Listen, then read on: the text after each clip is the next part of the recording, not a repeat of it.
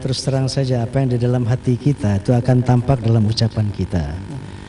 Klaim Roma, maaf itu bukan dari Roma, bukan dari Roma. Nauzubillah. Ini masyarakat. Bahwa ada unsur-unsur lain tepat, pasti. Tapi kan ada dominasi. Siapa yang paling dominan di peran-peran itu? Astaghfirullahalazim. Ini artinya karena di belakang Roma itu ada komponen-komponen yang bekerja keras. Tidak ada sepeser uang pun saya keluarkan. Semua yang posko-posko biaya mereka. Itu baligo-baligo 1 miliar lebih dari mereka gitu ya. Nah ini ketika mereka dinafikan, dikecilkan, mereka yang sakit hati gitu, merasa kok seperti ini akhlak teman-teman di PKB gitu ya.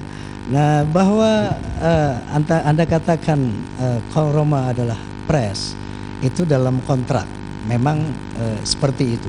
Tetapi kan ada yang namanya etika ya, yang namanya ada kontrak politik, ada etika politik. Nah etika politik ketika PKB mencapai suara yang begitu signifikan 2 kali lipat tidak terdapat pada partai yang lain, dan tidak ada satu partai yang single majority. Saat ketika itu diklaim oleh bangsa ini bahwa PKB lah yang meraih suara terbesar. Nah ketika itu PKB punya peluang untuk mengajukan capres, PKB punya peluang untuk mengajukan wakil presiden. Nah ketika itulah berlaku secara umum logika politik, etika politik. Seyogianya yang selama ini didorong oleh PKB dalam hal ini Caimin sebagai pres bisa juga mencapai itu gitu loh. Ini etika politik, bukan kontrak politik. Tapi Pak Haji, ini juga yang dilihat oleh Pak Haji, ini menarik begitu ya, untuk mengetahui sebenarnya ada kontrak politik begitu yang diajukan oleh Partai Kebangkitan Bangsa terkait dengan pencopotan nama Pak Haji begitu menjadi capresnya waktu menjelang Pileg 2014 kemarin. Ada kontrak politik, ada sebuah angka yang itu memang katakanlah 15% tidak tercapai. Nah, tetapi yang namanya etika politik itu kan saya katakan tadi sesuai dengan situasi dan kondisi. Dengan peraihan 100% lebih, ini PKB bisa mencapreskan, bisa mewapreskan. Etika politik, logika politik mestinya orang yang paling dominan memperjuangkan PKB. Maaf saya tidak menafikan Pak Mahfud, Pak JK, tetapi dominasi ini disaksikan oleh rakyat, oleh masyarakat. Nah ini yang kemudian Anda menafikan begitu halus, ini yang menyakitkan mereka ya. Mereka berjuang untuk PKB tanpa dibayar oleh PKB. Mereka membesarkan PKB, mensosialiskan PKB sampai mereka tuh ada pembakaran bendera PKB di sana. Ini sangat saya sesalkan. Ini menunjukkan mereka merasa tersinggung gitu. Oke, ke depan saya tidak ingin berpolemik seperti ini ya. Saya tidak ingin ada kesan terjebak kepada perebutan jabatan. Na'udzubillah. Silakan Pak Mahfud, silakan Pak Muhaimin. Tapi declare ini kepada publik. Supaya publik tahu dan sadar dan clear gitu loh. Jangan seperti ini. Baik. Ini peran-peran ulama, habaib, forsa yang begitu luar biasa peran mereka membesarkan PKB. Anda tahu sendiri. Ini dinafikan begitu rupa. Baik, sedikit Pak Karding, ini ada apa tadi Pak Haji begitu ya meminta statement khusus begitu, sebenarnya maju atau batal. Jadi, begitu ya nama Rhoma Irama ini diusung dari PKB. Perlu cerita ya, perlu cerita bahwa nama-nama beliau juga kalau pertemuan-pertemuan partai disampaikan bahwa sampai hari ini kita kan namanya menyampaikan proposal itu kan butuh tanggapan, jawaban. Belum ada jawaban dan cenderung masing-masing partai ini juga mengajukan kan, misalnya PAN pengen mengajukan Pak Hatta Rajasa untuk jadi wapres, kemudian partai-partai lain dan seterusnya. Jadi memang tidak semua yang kita komunikasikan dalam lobby-lobby itu disampaikan ke publik. Nah mungkin cara pandang yang inilah yang agak berbeda, yang menimbulkan miss antara Bang Haji dan pendukungnya terutama ya, pendukung Bang Haji dengan PKB dalam hal ini Pak Muhaimin. Jadi kita tidak bukan tidak menyampaikan itu, disampaikan. Oke, ya makin menarik begitu ya. Pak Haji, ini statementnya menarik begitu ya. Dengan kalau misalnya batal diusung oleh PKB menjadi capres ataupun cawapres dari PKB begitu, apakah Pak Haji akan hengkang dari PKB? Nanti akan ditanggapi usai pariwara Pak Haji ya, selengkapnya. Jangan kemana-mana, pemirsa, tetap bersama kami.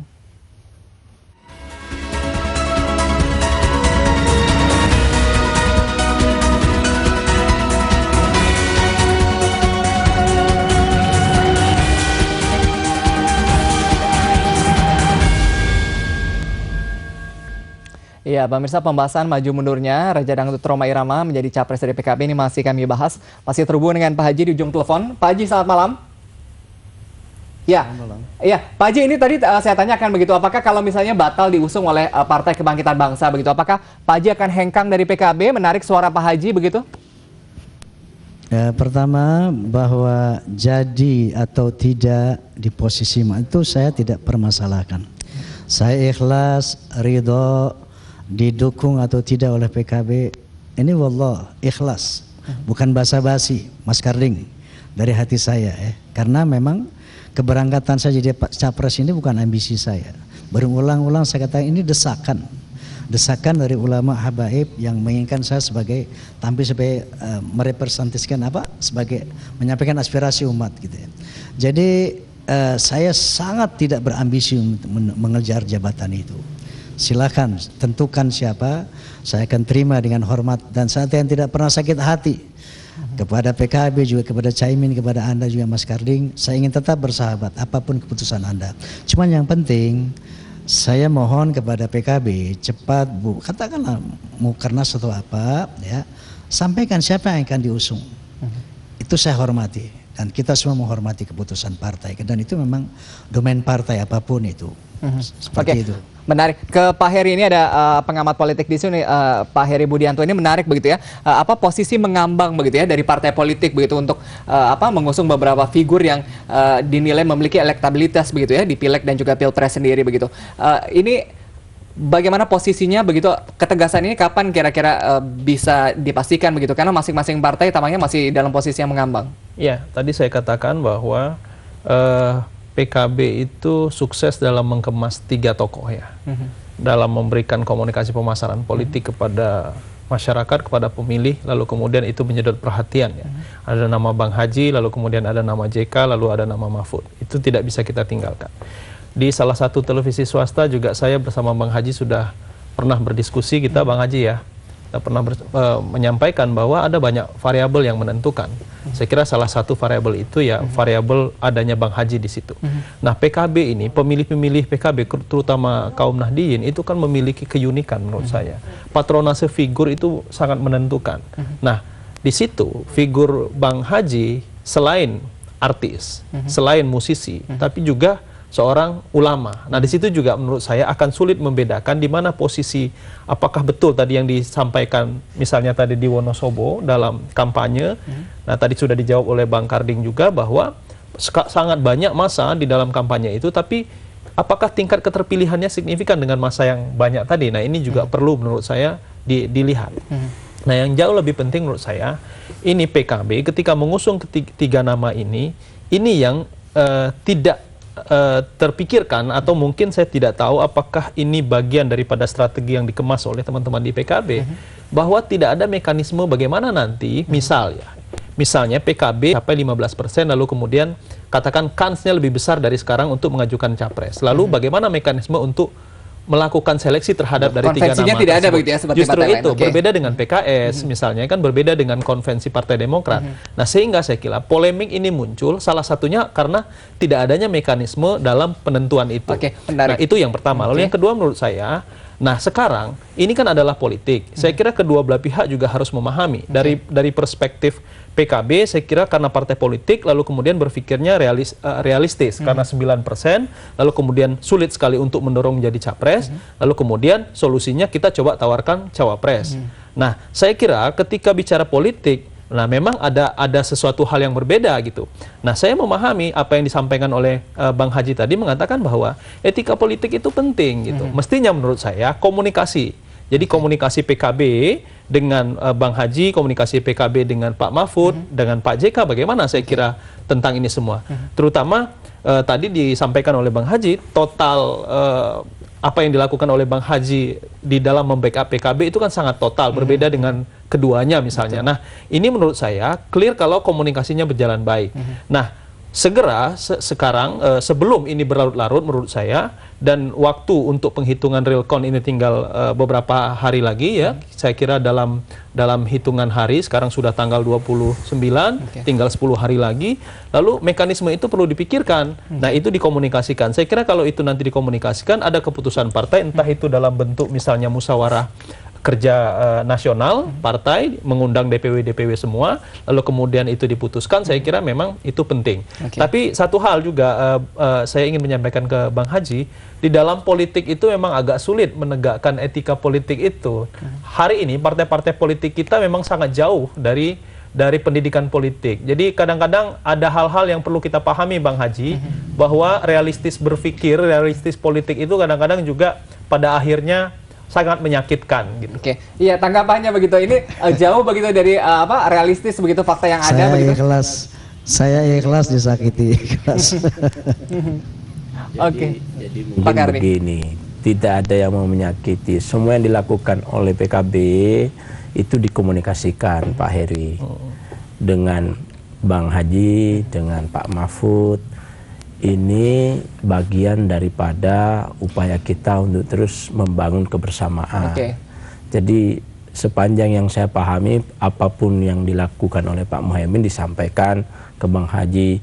Bahkan ketika kemarin kita akhirnya memang realistis dengan keadaan yang ada, Bang Haji kita minta untuk melakukan komunikasi dengan partai-partai atau kelompok-kelompok lain. Kami juga melakukan itu, lalu ketemu diskusi lagi bagaimana keadaan seperti ini. Jadi memang tidak harus dibaca secara formal, karena formal itu juga bisa menyandra partai. Kalau ada yang terima, kalau tidak ada yang terima, itu problem bagi kita di internal partai. Jadi memang itu yang saya pahami dari informasi-informasi dan apa yang saya lakukan di dalam partai. Jadi insya Allah semua kita komunikasikan, dengan termasuk Bang Haji ada di situ. Jadi beberapa kali kemarin juga ada pertemuan, sebelumnya juga ada pertemuan menjelaskan segala sesuatunya, telepon per telepon juga rutin. Jadi mungkin memang harapan-harapan misalnya diformalkan sama tidak diformalkan ini yang belum didiskusikan lebih dalam dengan Caimin. Oke, tapi tadi Pak Haji katakan begitu bahwa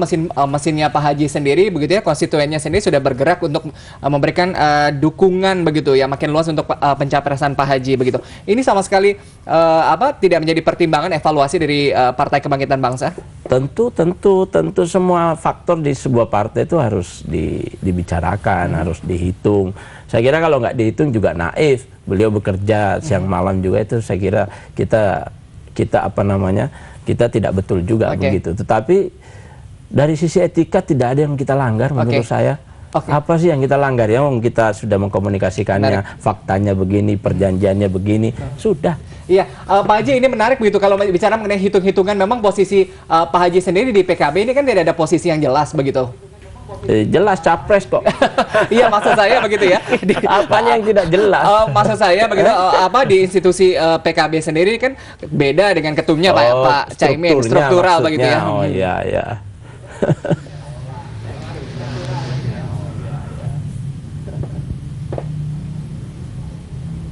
Bagaimana?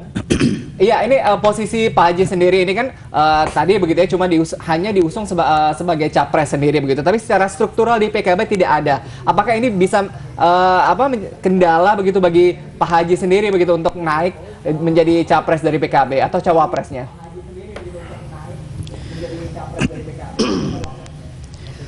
Begini, saya katakan saya akan realistis dan harus realistis ya. Apapun keputusan partai itu akan saya hormati, kami hormati. Tetapi yang penting itu tadi, agar Caimin secepatnya mengadakan, itu tadi ide Mas Karling bagus ya. Kita ketemu misalnya Pak Mahfud, Pak JK, Pak Imin, kita bikin pertemuan. Sampaikan kepada masyarakat bahwa ini yang kita mau dukung dan sebagainya seperti itu. Itu saya apapun keputusan itu saya ikhlas, bukan lip service ini. Ikhlas bukan ngambak, enggak. Karena saya tahu tu'til mulka man tasya wa tanzi'ul mulka mimman tasya. Jabatan itu takdir Allah, tidak akan terjadi tanpa ketetapan Allah. Saya sangat mengerti itu. Jadi saya tidak tengah mengejar-ngejar jabatan itu. Yang penting apapun keputusan ya, saya ingin tetap menjaga hubungan baik dengan PKB, menjaga ukhuwah Islamiyah, agar jangan kemarin ada konflik P3, sekarang ada konflik PKB. Ini tidak baik untuk umat, tidak baik untuk pendidikan politik bangsa. Oke, tapi bisa dipastikan begitu kalau misalnya batal diusung Pak Haji, apakah Pak Haji akan tetap mendukung PKB sendiri di Pilpres 2014? Bismillah, saya katakan saya bukan sendiri ya. Saya didukung oleh para ulama, habaib, forsa, fahmi tamami. Tentunya kita harus mengadakan share pendapat seperti apa ke depan. Jadi bukan keputusan saya sendiri ya. Tapi yang pasti itu tadi, dengan atau tanpa PKB, di luar atau dalam sistem, kami tetap berjuang menegakkan amar ma'ruf wa nahi munkar untuk kebaikan Indonesia berdasarkan Pancasila dan Undang-Undang Dasar 45. Itu komitmen kami, di luar atau dalam sistem, bersama atau tanpa PKB. Dan tetap menjalin ukhuwah Islamiyah, itu segalanya buat saya. Iya, menarik begitu. Apakah ini satu sinyalemen dari Pak Haji begitu untuk tetap berada dalam lingkaran politik di Indonesia begitu. Tapi kita harus break kembali, pemirsa jangan kemana-mana, tetap bersama kami di Ada Apa Berita.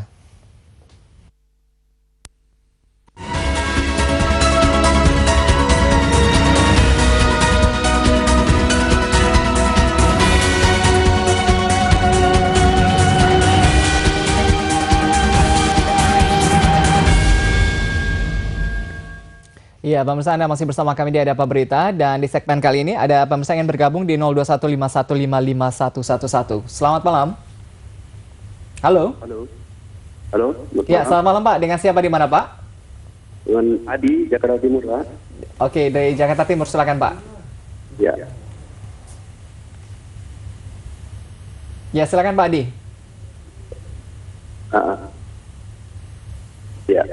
Begini Pak, saya mau mengomentari tentang ini Pak.